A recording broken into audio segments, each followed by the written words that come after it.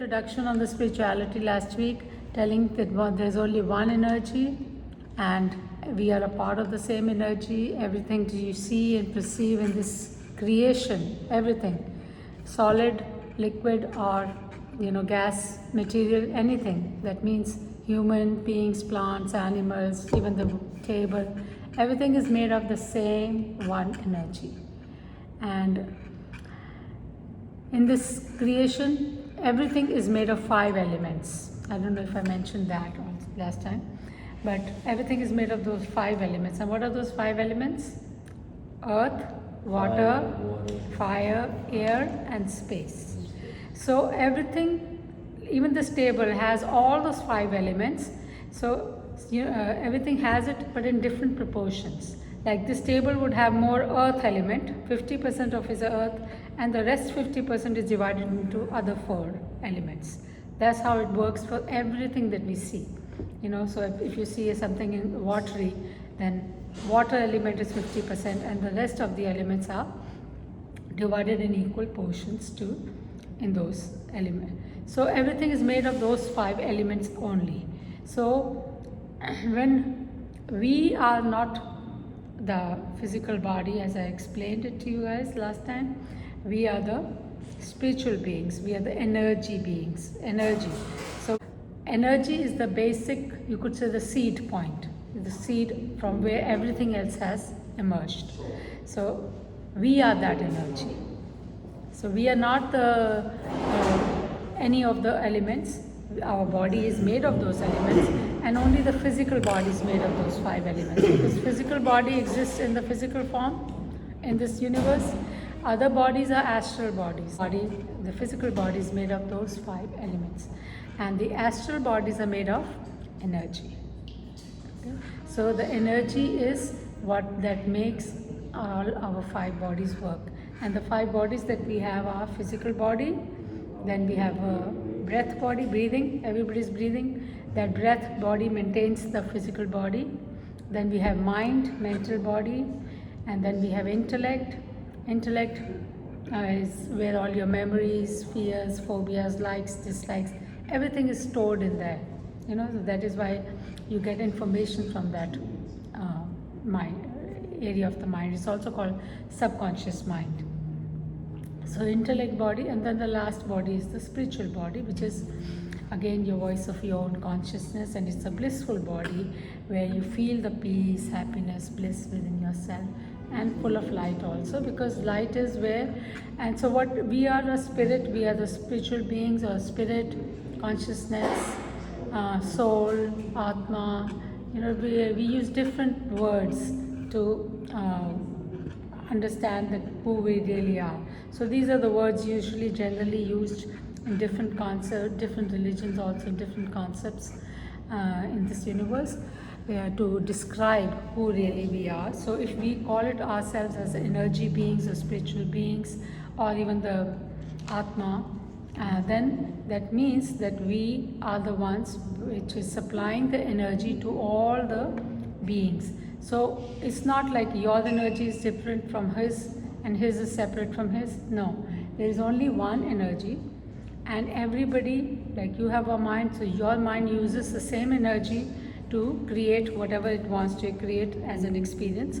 His inner mind uses same energy, that only one energy which is flowing, and to create what he wants to create.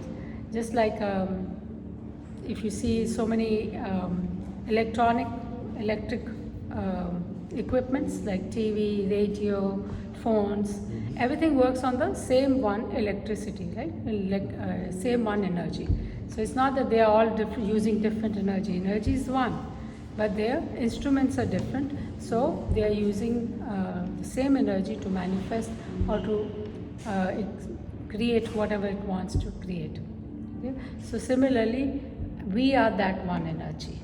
So we are not the body, we are not the mind, we are the energy that makes the body and the mind work.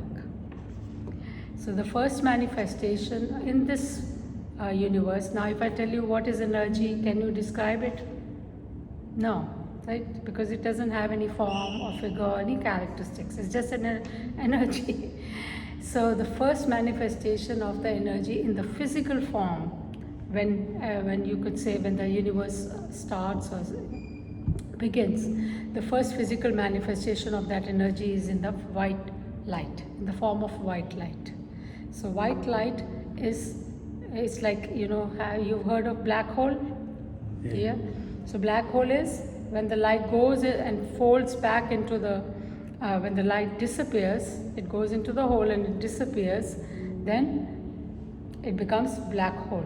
But as if it's going to come back and emerge as a creation, then from that point everything comes open, and as it expands into white light. So the first physical manifestation of that energy is white light. So we always say also, when you talk about God, we say God is light, right? So that is because, and science has also proven that the speed of the light is the highest. Okay? So it's the highest, and then comes after that light comes out the sound, and then the creation happens. Then these elements come out, and then from the elements comes the creation. The whole creation happens. Okay?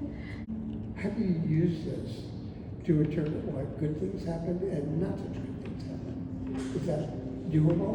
To use this force to think through why something bad happens or happens to you, or something good happens and happens to you. How do you use that to see it? To see it, to understand it. Understand it, and manage it. So now good and bad, as where is it being created? Who's experiencing whether something good is happening or bad? It happens to everybody. Yes, but who experiences? If you say that I'm experiencing it, where are you experiencing it? In yesterday, for example. No, not when. Where? Where? When I got the information that I wasn't happy with, that happened while I was home. Yes, but where do you feel that something good has happened or bad has happened? In my head and in your mind. Yeah. Right?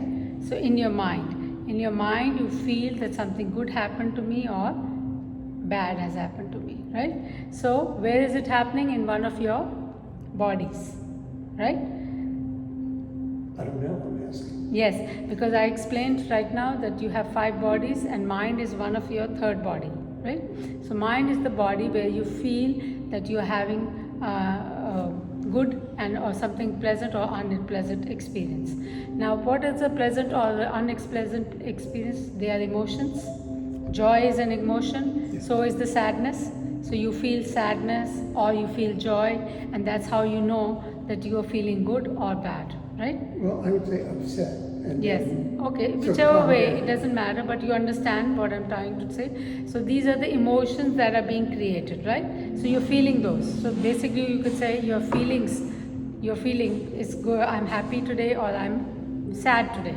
So these feelings, when you see these feelings, do you see that if you start analyzing your feeling, what do you see? That when you, if I'm feeling sad, then don't you see, okay, why am I sad? So what is it connected to? A thought in your mind? Because if you're feeling sad, why are you feeling sad? So there has to be a reason, right? Yeah? Right. Somebody said something to me or I lost something or whatever. So there is a thought behind it. So that is happening. Now this feeling was happening in your emotional body, in your breath body, right? Emotional body, second body. Then now you start analyzing it and you see it is coming from this thought. This thought is creating that sadness. Now where is the thought? In your mind. Mind has all the, what is mind? Mind is nothing but thoughts. That is what the mind is. So then you see, okay, this thought is creating sadness for me. Now if you see, then you start analyzing the thought, looking at the thought, and you see, okay, is this the thought from the past or is it the future worry? Is it something that happened in the past for me? Somebody said something, or maybe something right now also, or is it in the future? So if it's the future, it's the worry, right? If it's the past, again, it is something that happened in the past. Something that happened in the past is nothing for your except for your learning experience. You can learn from the past, but that's all it is, nothing else. It's just an information, right? But something that is going to happen in the future is again you're worrying about it, but that's again your imagination. That is not the truth. So what is the truth? Present, right? So if something is happening in the present, somebody said something to you or somebody did something to you, then you know you have a right, or you have a opportunity and the right to react or to respond to that situation, right? You can choose. You can choose to respond to the situation that is happening right now in a positive manner or in a negative manner. So you can change the situation also at this point, right? So something, say supposing he said something to you, so you have a right to say something in positive manner back to him, respond in a positive manner or in a negative manner. What about saying nothing? That is also one of the responses. That is also a way of responding. So you have a choice to respond in the manner that you want. So the situation is in your hands, right? You can change it the way you want it. So what are we doing? Present is in our control, always. Present is always in our control. Now, if it's something happened in the past and you're thinking about it and you're getting sad, right? So is that, when are you thinking? In the present moment, Yeah. right? So everything is again happening only in the present, whether it's the information about the past or the worry about the future. You are thinking only in the present.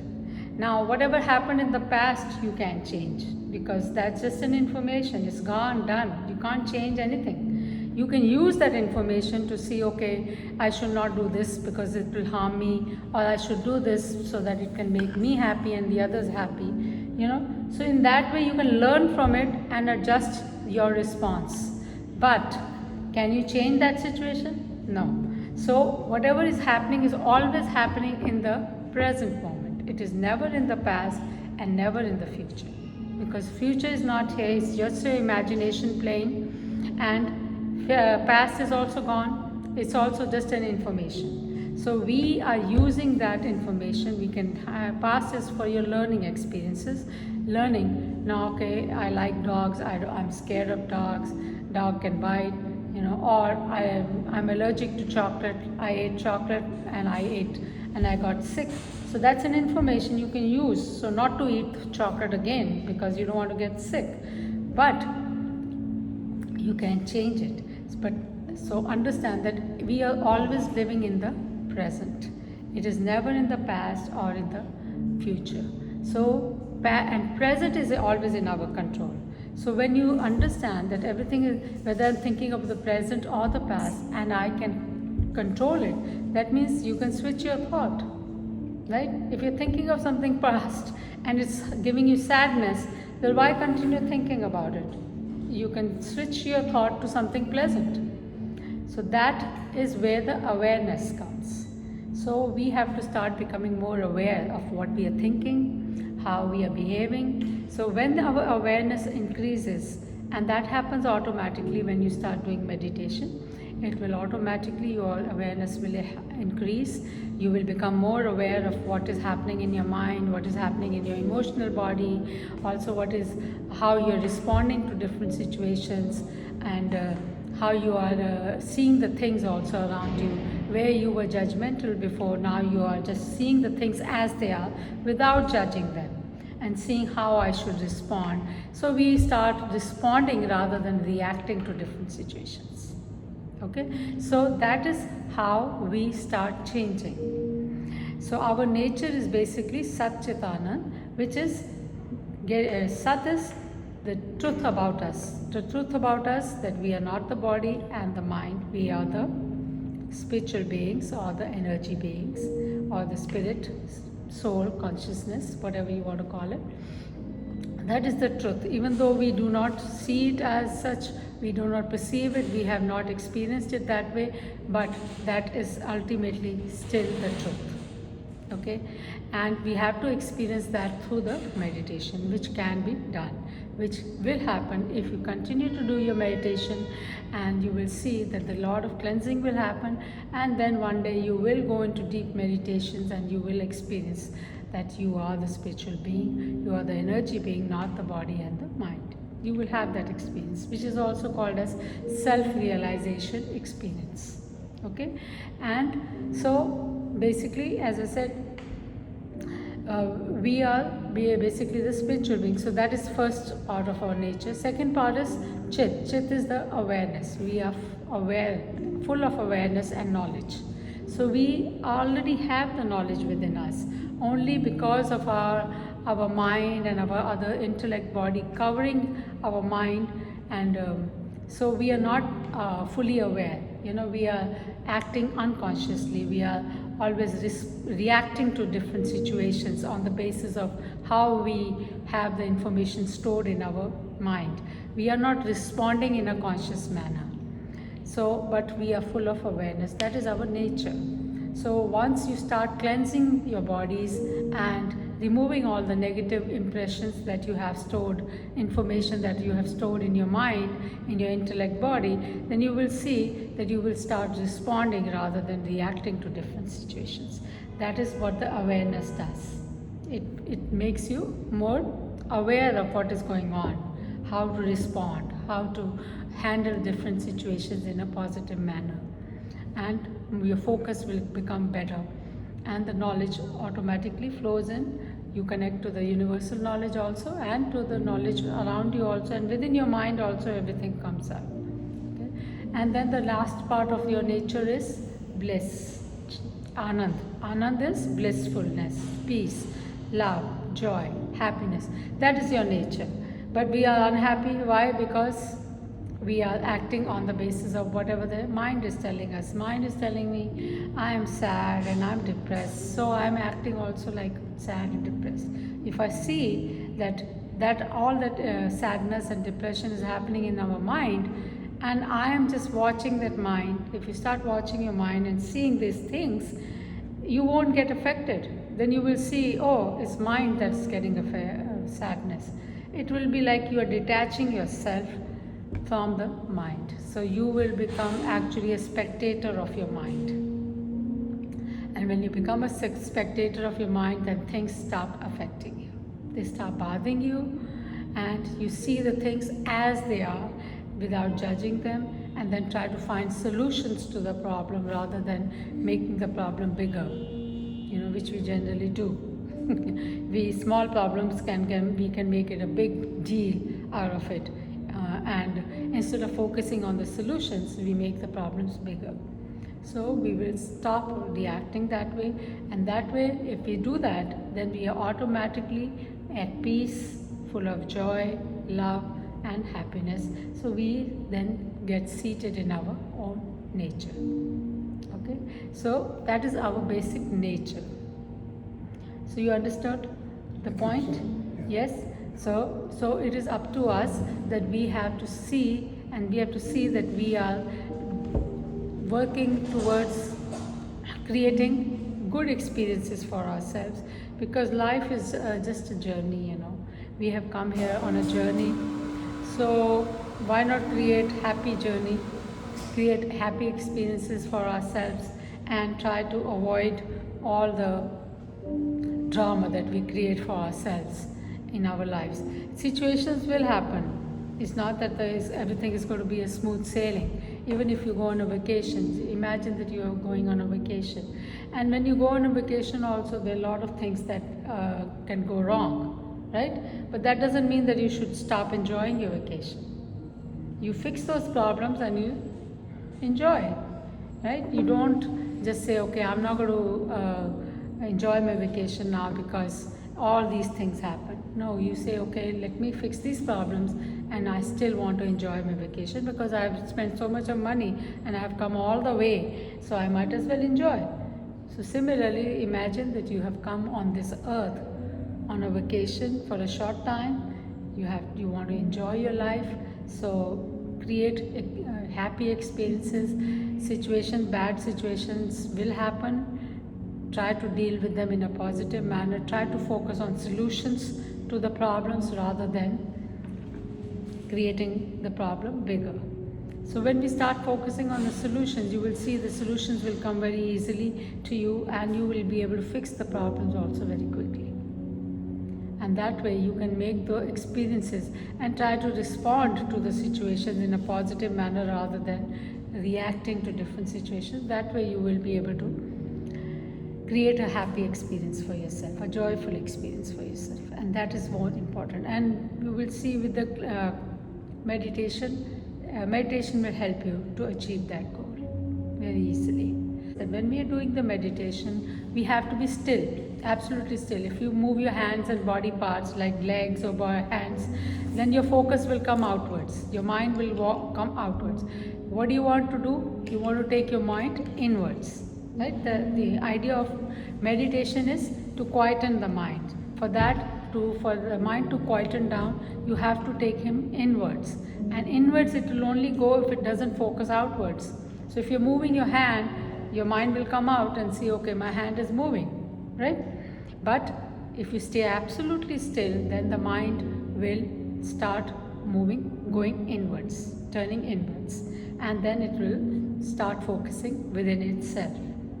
And that is the idea. So that is one of the main important criteria of doing the meditation, that you have to stay absolutely still. And secondly, I always say in a guided meditation, you just have to listen to the voice. That's all you have to do. Listen and focus your mind wherever I'm taking you. If I'm saying your head, that means focus your mind on the head. So as your mind will go down from one organ to the other, cleansing will automatically happen, and so will the energy will go down, and also your mind will then stay focused on my voice, and it will not waver here and there, and it will not go to different other topics, and that way it will have the opportunity to quieten down. Okay, so that is very important. And then regarding the postures, you have to sit in a position where you can sit still without having to fidget around sometimes. So it can be on like over here, there's no other option. You have to sit on the chairs, but otherwise at home you can sit on the sofa, you can sit anywhere where you are comfortable and you don't have to fidget around to move your legs or hands to become comfortable. So you have to be very comfortable wherever you are sitting, and you can have your legs folded or stretched out. You cannot be lying down. The other very important criteria of doing meditation is that your spine has to be erect upwards. It cannot be lying down, because if you lie down you will go to sleep.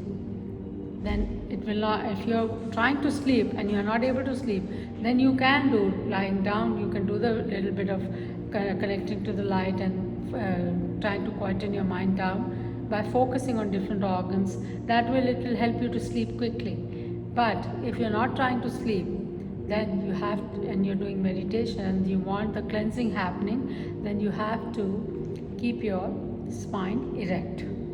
Okay, so these are the two important criteria. You have to stay still and your spine has to be erect upwards. So, and rest is fine, whatever you do is good. Okay, so you have to stay focused on my voice or any other guided meditation you are doing. Just keep listening to it and stay focused wherever it's telling you to do. Take your mind there, not with your physical body, but just the mind. Your mind will go there, then it will stay focused and it will then quieten down eventually. Got it? So it doesn't matter if your legs are straight or is it folded, it doesn't matter. But if you want to sit on the floor, you can stretch your legs out, or you can fold them in a cross-legged position, whichever way you are comfortable. That's important. You have to be comfortable. That's it.